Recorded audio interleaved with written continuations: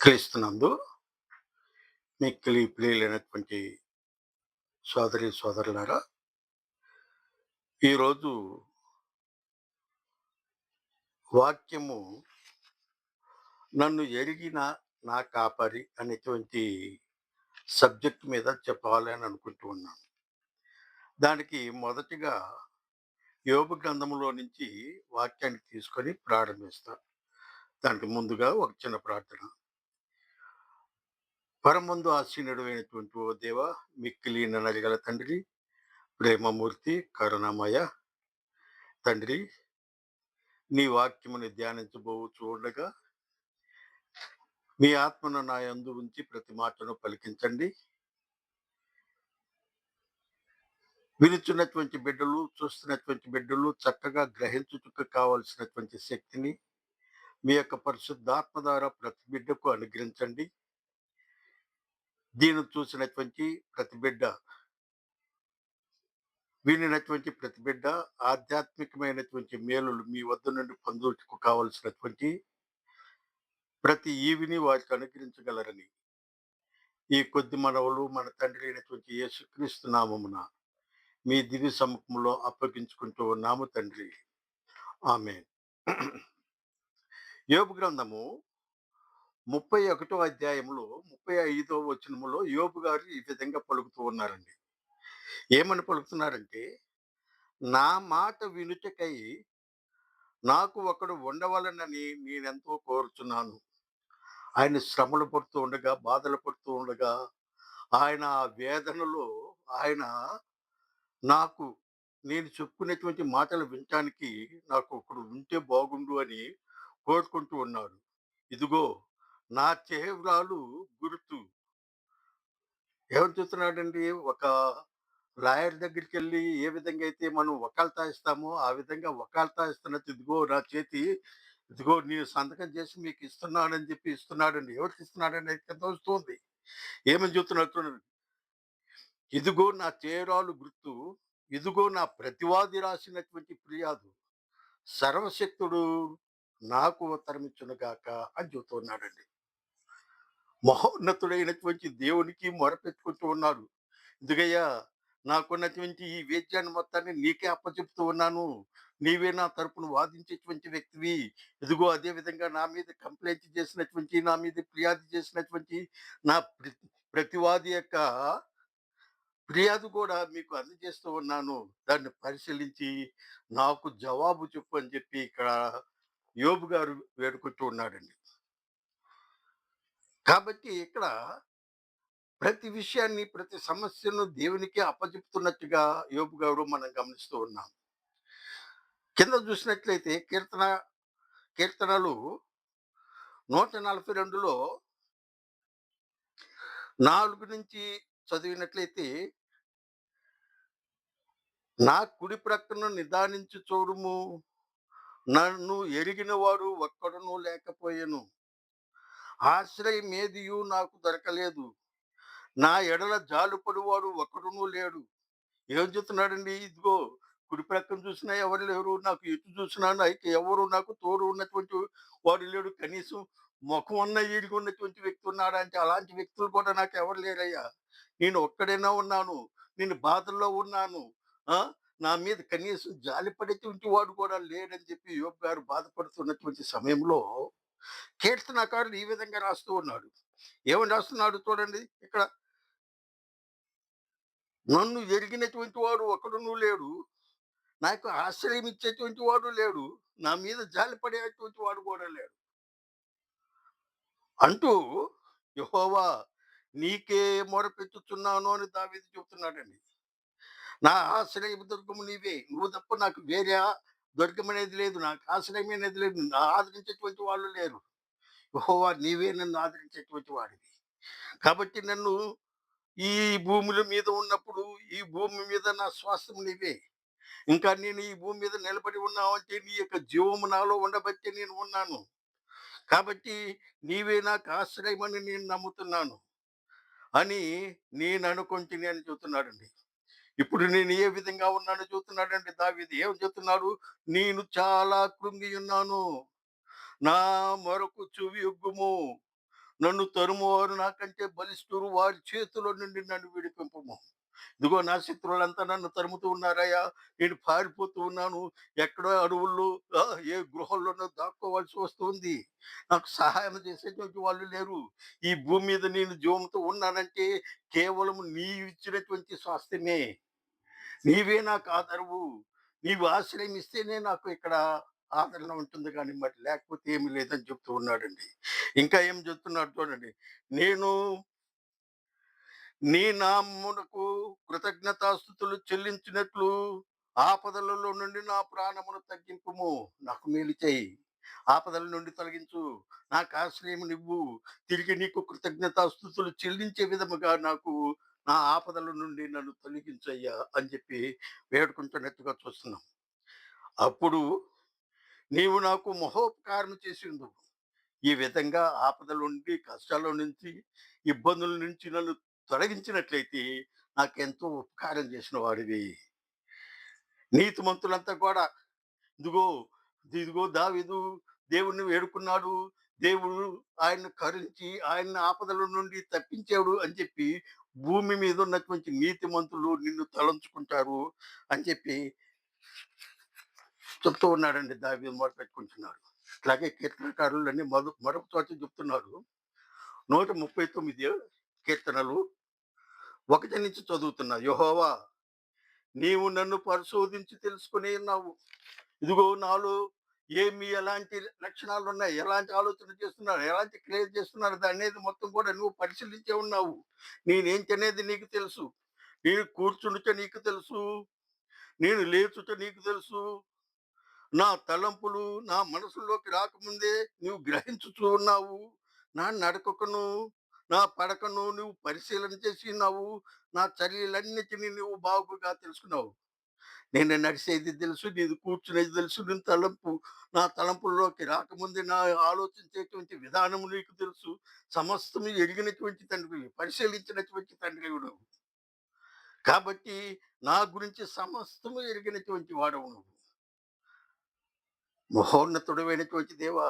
నీవే నాకు ఆశ్రయముగా ఉన్నావు. నీవే ఈ భూమి మీద నాకు స్వాస్థ్యమై ఉన్నావు అని చెప్పి వేడుకుంటూ ఉన్నాడండి. ఇంకా ఏమని చెప్తాడంటే, యెహోవా మాట నా నాలుకకు రాకముందే అది నీకు పూర్తిగా తెలియను. ఏదైనా ఒక మాట నేను మాట్లాడటానికి ముందుగానే, ఇదిగో దేవా! నీకు ముందుగానే తెలుసు నేనేం మాట్లాడబోతున్నాను. ఒక ఆలోచన నా మనసులోకి రావటానికి ముందే నేను ఏమి ఆలోచించబోతున్నానో నీకు తెలుసయ్యా. సమస్తము ఎరిగినటువంటి తండ్రివి. నా గురించి నేను కూర్చునేది, పండుకునేది, ఆలోచించేది సమస్తం ఎరిగినటువంటి తండ్రి. నా గురించి సమస్తం ఎరిగినటువంటి వాడవు నువ్వు. నాకు నీవే స్వాస్థ్యంగా ఉండి నా ఆపదల నుంచి, కష్టాల నుంచి నన్ను రక్షించమని ఇక్కడైతే దావీదు గారు అడుగుతూ ఉన్నాడండి. నాకు వెనుకను, ముందును నీవు నన్ను ఆవరించి ఉన్నావు. నీ చేయి నా మీద ఉంచి నన్ను రక్షించు అని అడుగుతున్నా. నాకు ముందు నీవే రక్షణ, వెనక ముందు నువ్వే రక్షణ. నీవు తప్ప నాకు వేరే రక్షణ లేదు అంటూ అన్నాడండి. యోహాను సువార్తలో చూసినట్లయితే, యోహాను సువార్తలో చూస్తే 10వ అధ్యాయము 14వ వచనంలో ఈ విధంగా చెప్తున్నాడండి. నేను యెహోవాయే యేసుక్రీస్తు. యేసుక్రీస్తు యెహోవా దేవుడు యేసుక్రీస్తుగా మానవ కుమారుడుగా, మనిషి కుమారుడుగా ఈ లోకానికి వచ్చినటువంటి దేవుడు. ఆయన చెబుతున్నాడు ఇక్కడ, నేను గొర్రెల మంచి కాపరిని. గొర్రెలకి మంచి కాపరండి. గొర్రెలు ఎవరనేది కూడా ఇక్కడ నా నోటితో కాదు, వాక్యంలోనే మీకు చూపిస్తూ ఉంటాను. నేను గొర్రెలకు మంచి కాపరినంటూ ఉన్నాడు క్రీస్తు. ఆ! అంటూ చెప్తూ 16వ వచనంలో, తండ్రి నన్ను ఎలాగ ఎరుగునో, అంటే యేసుక్రీస్తును తండ్రి అయినటువంటి యెహోవా దేవుడు ఎలాగ ఎరుగునో, నేను తండ్రిని ఎలాగ ఎరుగుదునో, నాకు తండ్రి యెహోవా దేవుడు ఏ విధంగా తెలుసో అలాగే నా గొర్రెలను ఎరుగుదును. నా గొర్రెలు నన్ను ఎరుగును. ఎవరైతే క్రీస్తుని వెంబడిస్తారో వాళ్ళందరికీ యేసుక్రీస్తు తెలుసండి. అట్లాగే తనని వెంబడించేటువంటి గొర్రెలన్నీ కూడా క్రీస్తుకు తెలుసు. ప్రతిదాన్ని పేరు పెట్టి పిలవగలిగినటువంటి తండ్రి. ప్రతిదాన్ని ఆపదలో ఉన్నప్పుడు ఎత్తుకోగలిగినటువంటి తండ్రి. ప్రతిదానికి కావలసినటువంటి స్వస్థతను ఇవ్వగలిగినటువంటి తండ్రి. ప్రతిదానికి ఏది అతిక్రమించేటువంటి ప్రతి గొర్రెను లేదా దానిలో ఉన్నటువంటి మందలో ఉన్నటువంటి వాటిని ఒక శిక్షణనిచ్చి క్రమ పద్ధతిలో ఉంచగలిగినటువంటి తండ్రి. అలాంటి క్రీస్తు ఇక్కడ ఏం చెప్తున్నాడు? నా గొర్రెలు నన్ను ఎరుగును, నేను నా గొర్రెలను ఎరుగుదునని చెబుతున్నాడండి. అవసరమైతే గొర్రెల కొరకు నా ప్రాణము పెట్టుచున్నానని చెబుతున్నాడండి.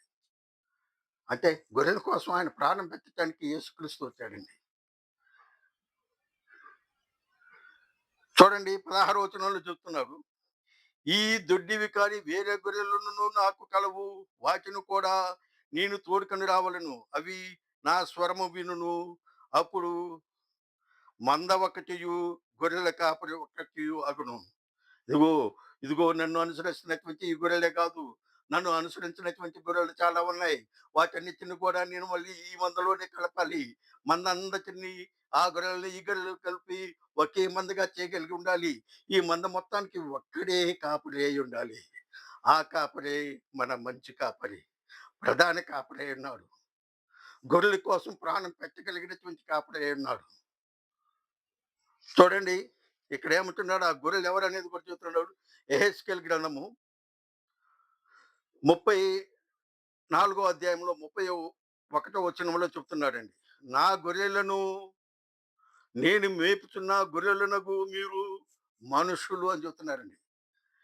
ఇక్కడ గొర్రెలు, మేకలు ఈటిని గురించి చెప్పుకుంటున్నామంటే జంతువుల గురించి కాదు. గొర్రెల లాంటి మంచి స్వభావం, సాధుత్వం కలిగినటువంటి ఆ! ఏది కాపరిని అనుసరించగలిగినటువంటి, కాపరిని యొక్క స్వరమును వినగలిగినటువంటి గొర్రెలకు కలిగినటువంటి మనసు ఉన్నటువంటి మనుషుల గురించి చెప్తున్నాడండి ఇక్కడ. అందుకే ఏమంటున్నాడండి? నా గొర్రెలను నేను మేపుచున్న గొర్రెలనకు మీరు మనుషులు. నేను మీ దేవుడును. ఇదే ప్రభు అయిన యెహోవా వాక్కు. ఆ గొర్రెలెవరో కాదండి, మనుషులే. క్రీస్తు యొక్క స్వరమును ఎరిగినటువంటి మనుషులే. క్రీస్తును అనుసరించినటువంటి ఈ గొర్రెలని పిలువబడుతున్నటువంటి ఈ మనుషులంతా కూడా వాళ్ళ యొక్క స్వరము తండ్రి అయినటువంటి క్రీస్తుకు తెలుసు. కాబట్టి మన కాపరి క్రీస్తుగా ఉన్నాడు. మంచి కాపరిగా ఉన్నాడు. గొప్ప కాపరిగా ఉన్నాడు. ప్రధాని కాపరిగా మనల్ని కాపాడుతున్నాడు. మన కోసం ఆపదొస్తే తన ప్రాణాన్ని పెట్టగలిగినటువంటి కాపరిగా ఉన్నాడు. అంటే మన గురించి సమస్తము ఎరిగినటువంటి కాపరి. చూడండి ఇక్కడ ఏం చెప్తున్నాడు? ప్రకటన గ్రంథము 2 అధ్యాయంలో 2 వచనములో నీ క్రియలను, నీ కష్టమును, నీ సహనమును నేను ఎరుగుతున్నట్టున్నాడండి. నువ్వు పడుతున్నటువంటి కష్టం తెలుసు నాకు.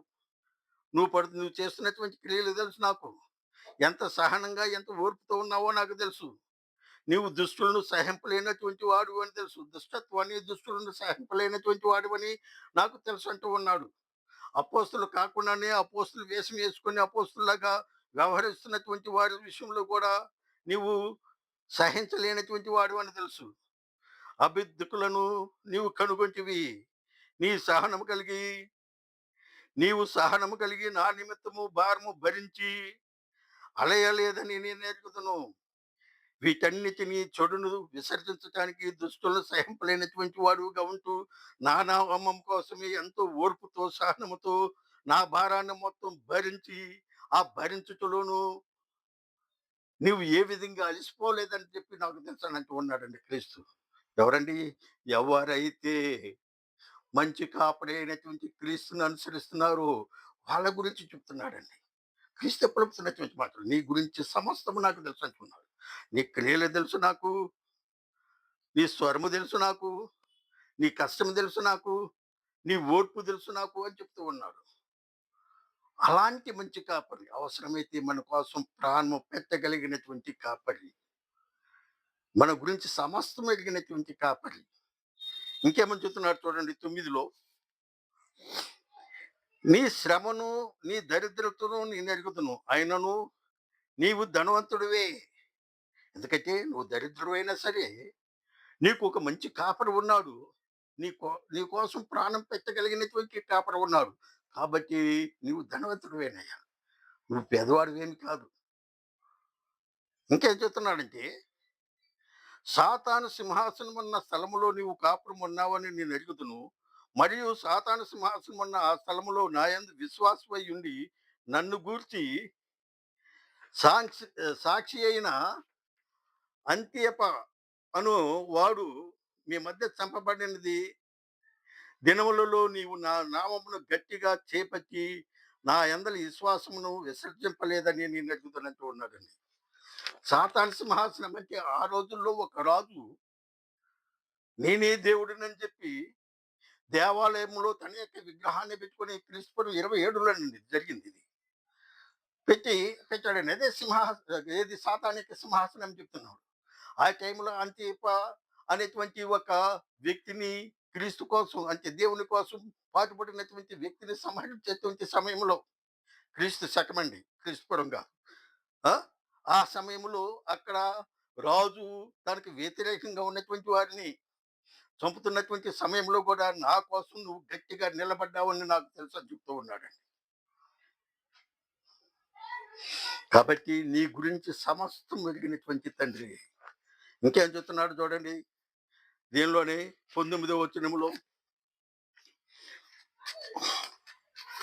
ప్రకటన గ్రంథంలోనే ఏం చెప్తున్నాడంటే, నీ క్రియలను, నీ ప్రేమను, విశ్వాసమును, నీ పరిచర్యను, నీ సహనమును నేనెరుగుదును. ఏంటి? నీలో ఉన్నటువంటి సహనము, క్రియలు, నీ విశ్వాసము మొత్తం నాకు సమస్తము తెలుసయ్యా. అంటే మొట్టమొదటిలో నువ్వు పడినటువంటి శ్రమల కంటే, మొట్టమొదట్లో నా కోసం చేసినటువంటి క్రియ కంటే, చివరి దశలో, ఆఖరిలో, అంతిమంలో నువ్వు చేస్తున్నటువంటి క్రియలు మరీ ఎక్కువగా ఎంతో గొప్పవిగా ఉన్నవని చెప్తూ ఉన్నాడు. నీ గురించి సమస్తం ఎరిగినటువంటి తండ్రి. చూడండి ఇక్కడ ఏం చెప్తున్నాడంటే, మత్తయి సువార్త నీ గురించి ఎరిగినటువంటి తండ్రిగా, నీ గురించి సమస్తము తెలిసినటువంటి తండ్రిగా ఇక్కడ చెబుతూ ఉన్నాడనమాట. మత్తయి సువార్త 10వ అధ్యాయం 30వ వచనములో, నీ తల వెంట్రుకలన్నీయు లెక్కింపబడి ఉన్నవి కనుక మీరు భయపడకుడి. నీ తల వెంట్రుకలని చూసే ఎన్ని తల వెంట్రుకలు ఉన్నాయో ప్రతి తల వెంట్రుక కూడా నాకు తెలుసంటూ ఉన్నాడండి. దానిలో ఏది రాలిపోబోతుంది, కనీసం అది నెరవబోతుంది అనేది కూడా సమస్తం ఎరిగినటువంటి తండ్రి ఆయన. కాబట్టి ఆయన మనకు ఉండగా, ఆయన ఆశ్రయము మనకి దక్కి ఉండగా, మనం దేనికి భయపడవలసినటువంటి అవసరం లేదు. కాబట్టి ఆయననే మనం నమ్ముకొని, ఆయనే మనకి ఆశ్రయకర్తగా మనం భావించుకొని ఆయన చెంతకు చేరాలి. ఇంకేమంటున్నాడైతే కీర్తనలు 139 రెండో వచనం నుంచి చూసినట్లయితే, కీర్తనలు 94 చూసుకుందామండి. 11వ వచనం. నరుల ఆలోచనలు వ్యర్థములని యెహోవాకు తెలిసి ఉన్నది అంటాడు. అంటే నీ గురించి నువ్వు ఆలోచించే కంటే ఆయన అరిచేతిలో రూపుదిద్దుకున్నటువంటి నీకు ఆయన పోలికైనటువంటి ఆత్మస్వరూపాన్ని నీకిచ్చి, ఆయన నీతినే నీకిచ్చి, ఆయన యొక్క జ్ఞానాన్ని నీకిచ్చి, ఆయనకి ఉన్నటువంటి స్వేచ్ఛనే నీకిచ్చి, ఆయన యొక్క వివేచననే నీకిచ్చి, ఆయన యొక్క జ్ఞా జ్ఞానాన్నే నీకిచ్చి, ఆయన పోలికతో నిర్మింపబడినటువంటి నీవు, నీలో ఉన్నటువంటి ప్రతి లక్షణాలు ఆయనకి ఎరుకై ఉన్నవన్న సంగతి మనం గ్రహించగలిగి ఉండాలి. కాబట్టి ఆయన మనకుండగా మన గురించి ఎంత గొప్ప ఆలోచనలు ఆయనకున్నాయో, అంత గొప్ప ఆలోచనల ముందు మనకే మనం ఆలోచించేటువంటి ఆలోచనలు వ్యర్థమే అని ఇక్కడ వాక్యం చెప్తూ ఉంది. కాబట్టి మన క్రియలన్నీ కూడా, మన ప్రతి చర్య కూడా దేవునికి అప్పచెప్దాం. మన భారం మొత్తం దేవునికి అప్పచెప్దాం. క్రీస్తుపై మన భారాన్ని మోపుదాం. ఆయనే మనకి కావాల్సినటువంటి ప్రతి ఒక్క ఈవిని ఇవ్వగలడు. సామెతల గ్రంథంలో చెప్తున్నాడు 24వ అధ్యాయము 12వ వచనము. ఈ సంగతి మాకు తెలియదని నీవు అనుకుని ఎడల హృదయములను పరిశోధించువాడు నీ మాటను గ్రహించును కదా. నీవేమో నీ గురించి నీకు తండ్రికి అయినటువంటి దేవునికి తెలియదని నువ్వు అనుకుంటున్నాయేమో. లేదంటే నా గురించి ఎవరికి తెలియదు, అట్లాగే దేవుడికి కూడా తెలియదని అనుకుంటున్నాయేమో. నీ అంతరంగములు ఎలాంటి ఆలోచనలు ఉన్నాయో అంతరంగములను పరిశోధించగలిగినటువంటి దేవుడు ఆయన. నీ ఆలోచనలు ఏంటనేది ఆయనకి తెలుసు. కాబట్టి నిన్ను కనిపెట్టువాడు దానిని మాత్రం తెలుసుకోలేడా? నీ ఆలోచనలు, నీ కష్టాలు, నీ బాధలు, నీ క్రియలు సమస్తము ఆయనకి తెలుసు. నరులకు వారు వారు పనులను బట్టి ఆయన ప్రతీకారం చేయను. కాబట్టి మేము ఏ ఆలోచించినా సమస్య ఆయనకి తెలుసు కాబట్టి, నువ్వు నిజంగా దేవుని కోసమే కష్టపడి ఆయన విధించినటువంటి క్రియల కోసం నిన్ను నిలబడినట్లయితే, నిన్ను గురించి ఎరిగినటువంటి ఆ తండ్రి నీకు తగినటువంటి ఫలితాన్ని, ఫలాలని ఆయన ఇవ్వగలడు. ఆయన కోసం నిలబడి ఆయన చర్య చేసినట్లయితే మంచి ఫలాలను నువ్వు పొందగలవు. లేదు ఆయన ఎవరు చూస్తలేదులే, ఆ! నేనెక్కడో రహస్యంగా ఉండి చేస్తున్నానని అనుకుంటున్నావా? ఆయనకి సమస్తము తెలుసు కాబట్టి నీ క్రియల బట్టి నీకు ప్రతిఫలం ఉంటూ ఉంటుంది. కాబట్టి సమస్తం ఎరిగినటువంటి తండ్రి నీ హృదయాంతరంగములను ఆలోచించగలడని తెలుసుకో. ఇంకోటి చూద్దాం. హెబ్రీయుల ఆఖరి వచనం చూద్దామండి. ఏమంటున్నాడంటే హెబ్రీయుల 4 అధ్యాయము 12, 13 వచనాలు. ఎందుకనగా దేవుని వాక్యం అంటే క్రీస్తు. వాక్యమే శరీరధారి అయి కృపా సత్య సంపూర్ణుడిగా మన మధ్యకు వచ్చినటువంటి యేసుక్రీస్తు అయ్యున్నాడు. ఆయన భూమి మీద సర్వ పరిపూర్ణత కలిగినటువంటి దేవుడై ఉన్నాడండి. అదే సమయంలో నిజమైనటువంటి పరిపూర్ణమైనటువంటి నరుడై ఉన్నాడండి. కాబట్టి ఆ దేవుడు ఏమంటున్నాడంటే దేవుని యొక్క వాక్యము ఏమంటూ ఉందంటే సజీవమై జీవము గలదై బలము గలదై రెండంచులు గల ఎటువంటి ఖడ్గము కంటేను వాడిగా ఉండి ఎలాంటి రెండంచులు కలిగి పదునుగా ఉన్నటువంటి ఖడ్గం కంటే కూడా ఎక్కువ ఎక్కువ పదును కలిగి ఉంటుందండి. ఇంకేమంటున్నారు? ప్రాణాత్మలను ప్రాణాత్మలు ప్రాణం వేరు, ఆత్మ వేరండి. రక్తంలో ప్రాణం ఉంటుంది. అయితే ప్రాణం పోతూ ఉంది, రక్తం కారిపోతుంటే ప్రాణం పోతుంది అన్నప్పుడు ఆ గ్రూప్ రక్తం తీసుకొచ్చి బ్రతికించొచ్చాము. కానీ ఆత్మ పోయినట్టయితే బ్రతికించలేము. అట్లాగే రక్తము, ప్రాణము కలిసినటువంటి వాటిని సైతం విభజించగలిగినటువంటి వాక్యం అన్నది. కీళ్లను, మూలుగను విభజించగలిగినటువంటి వాక్యం అండి. అది నీ హృదయాంతరంగములలో ఉన్నటువంటి తలంపులను, ఆలోచనలను కూడా ఆలోచించగలదు, శోధించగలదన్న సంగతి నువ్వు గుర్తుంచుకో. నీ గురించి సమస్తం ఎరిగినటువంటి వాక్యం అన్న సంగతి గుర్తించు. వాక్యం అంటే క్రీస్తు. వాక్యం అంటే యెహోవా దేవుడు. కాబట్టి ఆయనకి తెలియనటువంటి ఏది లేదు. మరి అంటున్నారు చూడండి 13వ వచనంలో ఖచ్చితంగా చెప్తున్నాడు. మరియు ఆయన దృష్టికి కనబడని సృష్టము ఏదియూ లేదు. భూమి మీద సృష్టింపబడినటువంటి దానిలో ఏది ఆయనకి కనపడకుండా దాగి ఉండేది లేనే లేదంటూ ఉన్నాడండి ఆయన. ఆ! మనమే ఎవనికి లెక్క అప్పచెప్పవలసి ఉన్నదో, ఆ దేవుని కన్నులకు సమస్తము మరుగులేక తేటగా ఉన్నది. అంటే నీ క్రియలేంటి? నువ్వు చేస్తున్నటువంటి ఆలోచనేంటి? నీ శత్రువులు నీ మీద ఏం చేస్తున్నారు? నీ శత్రువుల గురించి నువ్వు ఎవరి మీద ఆధారపడుతున్నావు? నిన్ను నువ్వు ఎవరికి అప్పజెప్పుకుంటున్నావు? అనేది సమస్తం ఎరిగినటువంటి తండ్రి. కాబట్టి నీ భారాన్ని మొత్తం దేవునిపై వేయి. నీ కష్టాన్ని మొత్తం దేవునిపై వేయి.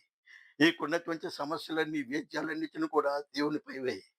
ఆయనే మనకి ఉత్తరవాదిగా ఉన్నాడు. మన తరపున మన ఫిర్యాదుని తీసుకొని మన తరపున ఆయన వేద్యమును చేయగలిగినటువంటి వాడిగా ఉన్నాడు. సమస్తమైనటువంటి క్రియలకు న్యాయం తీర్చు దేవుడై ఉన్నాడు.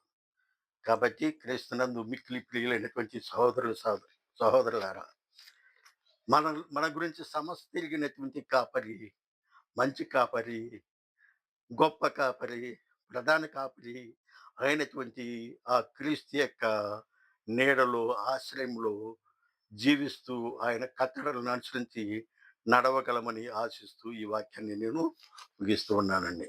చిన్న ప్రార్థన. మిక్కిలి నన్నరిగల తండ్రి, ప్రేమమూర్తి, కరుణామయ తండ్రి, ఈ వాక్యమును వినుతున్నటువంటి బిడ్డలు, చూస్తున్నటువంటి బిడ్డలు మీ నుండి కావలసినటువంటి ప్రతి అవసరతను వారు పొందినట్లు మీ యొక్క రెక్కల నీడన వారిని ఆశీర్వదించి వారి కుటుంబములను, ఆ కుటుంబంలో ఉన్నటువంటి ప్రతి సభ్యునికి ఏమేమి అవసరమై ఉన్నవో సమస్తము ఎరిగినటువంటి తండ్రిగా ప్రతి ఈవిని వారందరికీ అనుగ్రహించి సంరక్షించుకోగలవని ఈ కొద్ది మనవులు మన తండ్రి అయినటువంటి యేసుక్రీస్తు నామమున మీ దివ్య పాద పద్మముల చెంత అప్పగించుకుంటూ ఉన్నాము తండ్రి. ఆమేన్.